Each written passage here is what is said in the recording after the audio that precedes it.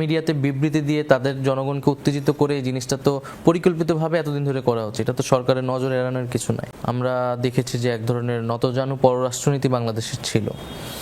ভারতের সাথে অনেক অসম চুক্তি বাংলাদেশ বিগত সরকার করেছে। তো আমরা তো বলেছি যে বর্তমান সরকার এবং ভবিষ্যৎ বাংলাদেশ এই ধরনের নতজানু পররাষ্ট্রনীতি রাখবে না এবং তারা সমতা, ন্যায্যতা এবং মর্যাদার ভিত্তিতেই যে কোনো রাষ্ট্রের সাথে সম্পর্ক করবে। ভারতকেও এই বাংলাদেশের নতুন বাস্তবতা আসলে মেনে নিতে হবে।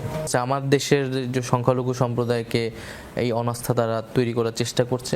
আমরা এটাই বলবো যে এই দেশ আমাদের, এই দেশের মাটি আমাদের।